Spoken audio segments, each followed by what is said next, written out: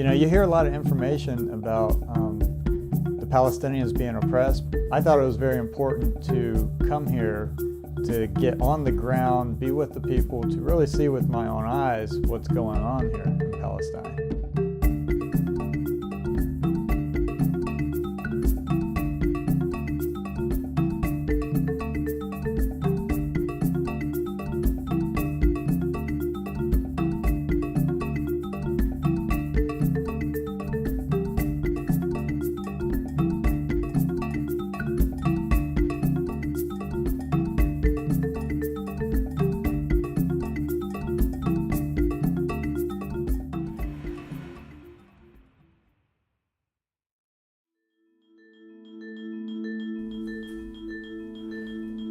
When Israel was established in 1948, it was in the aftermath of a massive campaign of genocidal ethnic cleansing that lasted for a whole year.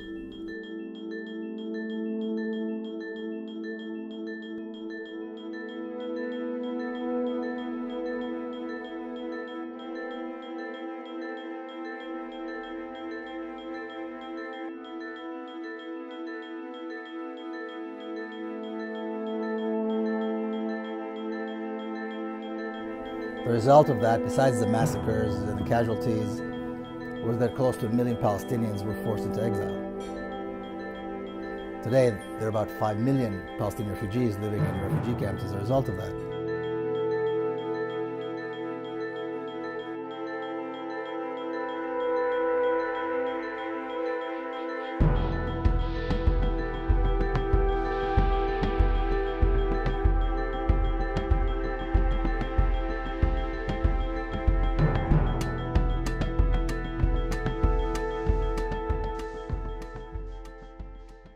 My name is Munther Amria. I'm the representative here of the youth center. So we are in Aida refugee camp. As you know, in 1948, more than 536 Palestinian villages were destroyed. So the people start running away all over. The international community did not implement the UN Resolution 194 that give us as refugees the right to return for our homeland. But after 60 years, we are living as refugees. We are under the same misery since 70 years. Now, we will go from the history to the reality here in the camp, how we are living. Abdul Rahman, one of our children who had energy to play here, energy to make the people love him always. And I would say we lost so many people on the camp, but losing Abdul Rahman was something else. This is the picture of Abdul Rahman. A 13-year-old Palestinian refugee, I was standing just right here, hanging with my friends, when an Israeli sniper shot me dead. My soul will remain here, chasing the killer and motivating my classmates. I wonder whether the international community will bring justice to Palestinian children. And if you see just right over there, Miko, Peled was describing how the kids would hang out here, and this kid was just hanging out, and that's where the Israeli soldiers would shoot from, on the top of the wall. But it was always made very, very clear that it's all the land of Israel, and it's just a matter of time until we take it all. By 1967, my father was already a general, and he was among the generals who envisioned and planned and executed that war. And he said, we are expecting momentarily, we the military are expecting to get the order, any time, to push Israel's eastern boundaries to where they need to be, which is the Jordan River. Because the West Bank, there's nothing natural about this. It's just a line that somebody drew out of interests that had to do with Israel's interests. What we hear about the War of 1967 is that it was this, once again, Arab armies were amassed on the borders, and they were ready to get in there, and they wanted to kill the Jews because, like the Nazis before them, and the Romans before them, and the Greeks before them, and the Egyptians and everybody before them, once again, we the Jews are, the victims of anti-Semitism, but this way we're going to stand strong and we're going to fight and we're going to show them, and we're the descendants of King David and the Maccabees, and we're going to win. And we did. And in 6 days, the war was over. In 6 days, 3 Arab armies were completely destroyed, and all this territory was taken. I mean, the West Bank and Gaza, but also the Golan Heights and the Sinai, which are not on this map. Which really goes to show that the claim that Israel was under any kind of threat is ridiculous. The war was over before the 6 days were over. But after 6 days, there was really nothing more to do. And what they did, which was important to our story, we're talking about Palestine, is that Israel completed the conquest, which they had intended to do all along. So taking the West Bank was not a result of a war that was imposed on Israel, and now it's spoils of war, which is the way many people portray it. The war of the taking of the West Bank was something that was planned, and then the opportunity presented itself, and Israel took the opportunity, and that was it. It was done. And as soon as the West Bank was taken,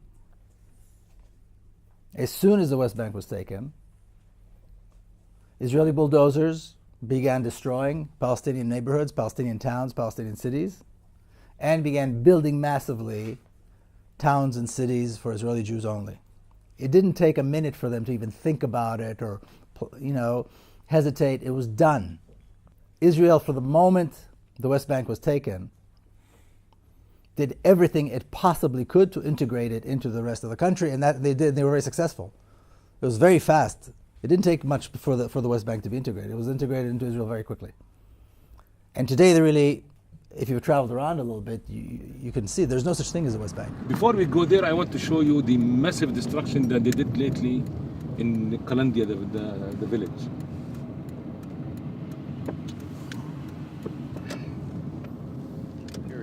No, it's no permits. They will not give you a permit to build your house, and if you build a house, you will destroy it. This is the policy that they are following in order just like to minimize the Palestinian existence, just like to make them, to push them away. Understand. And that's what happened in Jerusalem since '67. They are not giving Palestinians house permits. It's a very difficult process. So that's why today there's over 15,000 houses under threat of demolishing. 15,000? 15,000. In East Jerusalem? In East Jerusalem. Wow. So they picked 33 houses here. They came in August at 11 o'clock midnight, and with 7 bulldozers, 200 soldiers, and they continue the destruction until 7 o'clock in the morning. Wow. The commander who was coming with the people, all the people came, a small village, all the people get to the street. So he told them, I'm going to do another Syria here. That's literally what came from the people's mouths. Another what? Syria. Refer to the destruction. Purple. The red color. Yeah. This is the typical Jerusalem, this reddish kind of.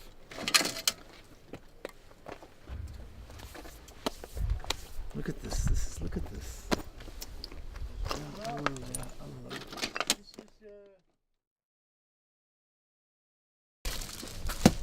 First of all, welcome for you. Ahlan wa sahlan. With a happy face. With welcome. With ahlan wa sahlan. But I'm feeling so sad. Why? Because I did not looking like original Bedouin. Because nothing safe here. Before 2010, before the second big demolition, I had a beautiful Bedouin house, a nice Bedouin house with the original things. This is what Israel government try to kill my culture. In my culture, any visitor came here, we will make new coffee for the visitor.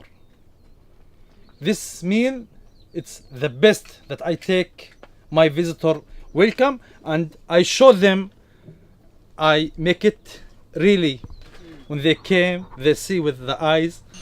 Here the coffee, original coffee, you see.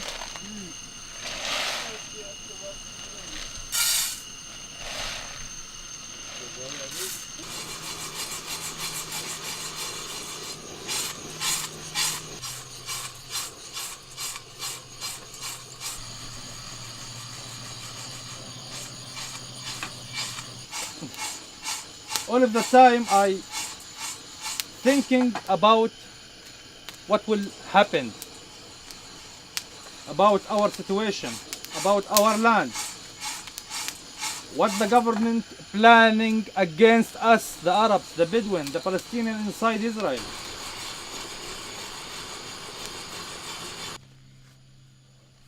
But my son hitting the police. My son hitting the soldiers. My son hitting the Green Patrol. My son hitting the GNF. And together we continue our life. It's first of all they making the music, but they calling the neighbors. And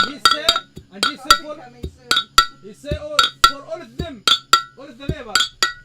Now I am making coffee. After half hour you will come and you drink coffee.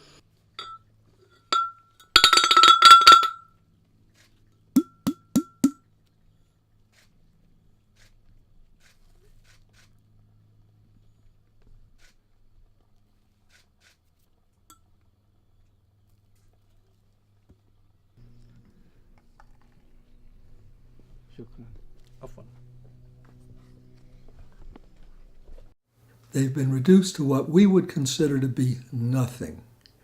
And yet they fed us what several of us thought was the best meal we've had. With all that's been taken from him, he's still giving. He's still hospitable. He's still loyal to his culture, which says to welcome the stranger.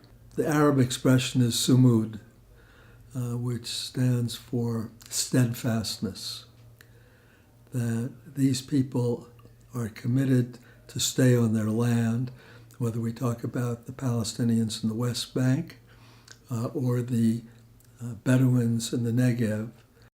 So this idea that somehow over the last 50 years there was some kind of a willingness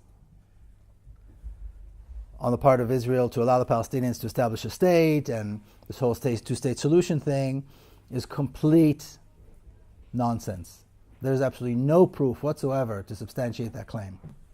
When Israel took the West Bank, it has basically created a single state over all of Palestine with exclusive rights for Jewish people, which is why they call it a Jewish state.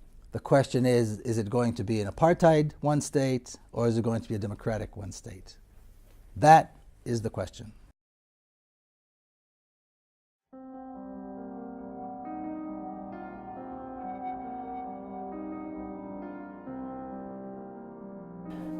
When we went to Hebron, the first time we went through the security gate and walked along Shuhada Street. And initially it was very eerie because it was like a ghost town. It was completely dead. There was no activity. The street had nothing on it except for us, just walking down the street. And we were looking at the buildings, and you can see where the doors have been locked, and not only locked, but welded shut. Also walking down the street, we noticed that there was these tarps and netting that was put up overhead, and that's to prevent the trash being thrown down from the settlers that occupied the upper level residences. So with the level of hate and discontent going on from the settlers to the Palestinians living below, they would literally throw trash out there and heavy items like bricks and shoes and stones, whatever the case may be. Very disturbing to see that. Well, for many hundreds of years, this street that's blocked behind us was the main marketplace of Hebron. And in 1994, an Israeli settler from Brooklyn went into the Ibrahim Ii Mosque, which is several hundred yards down the street, and got out an automatic weapon, killed 29 worshippers, wounded about 130 worshippers. As a result of this action, through some bizarre logic, the Israeli government decided to block off this street. They welded all the shop doors closed. They put locks on the shop doors. They set up these checkpoints. And since 1994, this street has been forbidden for Palestinians to walk down and shop on.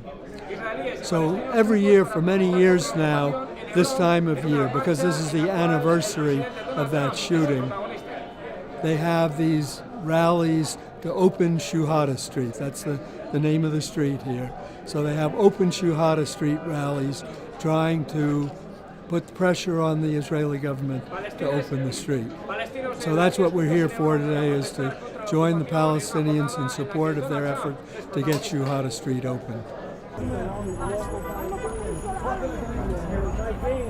We agreed only to raise the Palestinian flag. Good training. Me too. Oh yeah, that's a good shot. Here we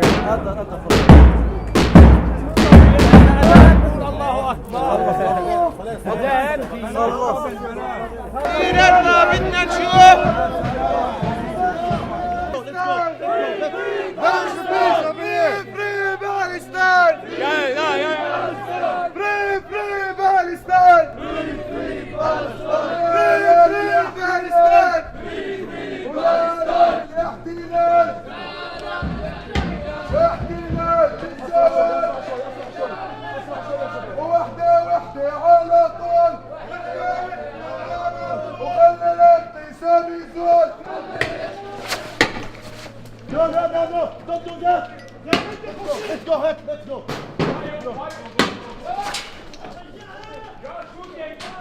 Hey.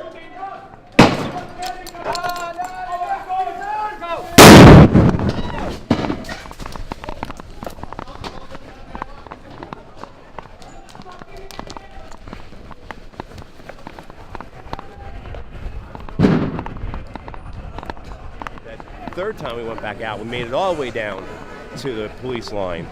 We were able to say, hey, look, we just want to talk to you all. And we did. We talked to them for a while. You know, look, we were once like you all. We're not here against you. We're here against the policies. You know, and we want you to think about what you're doing, about what you're representing, about what you're supporting. You know, look, these people are just trying to walk down their street. They're just trying to live their lives. You're the ones who are bringing the violence. You're the ones who are supporting an oppressive, racist state. But it took us 3 attempts to get up to talk to them. You know, the first 2 times we were beaten back with tear gas. Many of those canisters shot directly level at us. And when they shot these gas grenades off at us. One came right to my head, and I had to duck out of the way. If I wouldn't have ducked, it would have taken me out. It would have caused an international incident. When I went up, she pointed her weapon right at me, point blank range. And I'm like, hey, wait a minute, whoa, you guys got to lower the weapons. You know, put the weapons down. And the big guy in charge, the major or colonel, whatever he was, he told them to put their weapons down, so they did. But we tried to have an interaction with them, talk to them, you know, and I told them, I said, hey, we came here to experience your democracy. And, you know, they're looking at me with blank faces. And so just the culture of violence, the culture of hostility, the culture of anger, you know, it's a cycle that someone has to put an end to. And until that cycle is stopped, it's just unfortunately going to continue. But I think the Palestinians are trying to do that by just walking. And that's what we're trying to get across to the Israeli soldiers, to the Israeli police, is that, look, this is all they're trying to do, is they're just trying to walk down the street here. Yeah, it's pretty intense to just go there and spend a day and see how these people have to live. And it doesn't make sense. And the only reason that you can find for it, the only logical reason, is just to oppress people. Maybe just to make their lives more difficult than they already are. And I think that's a tactic that the IDF and Israel uses to drive the Palestinians out because they want their land.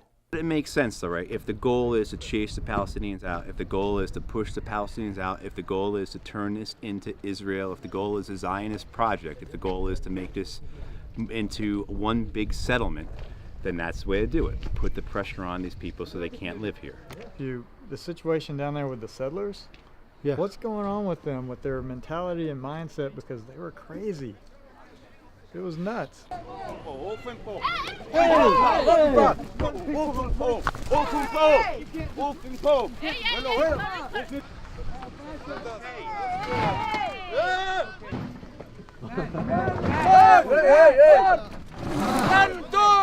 Yeah, we feel more danger from the settler because they don't care.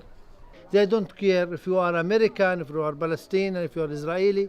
Everyone was had beaten by the settler. You was beaten.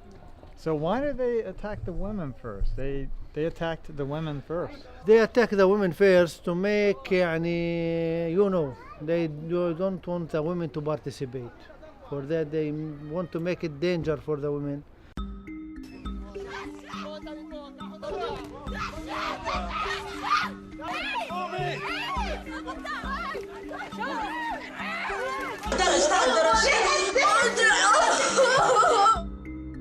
All your armies, all your fighters, all your tanks, and all your soldiers against a boy holding a stone, standing there, all alone. In his eyes, I see the sun. In his smile, I see the moon. And I only wonder who is weak and who is strong, who is right and who is wrong. And I only wish that the truth has a tongue.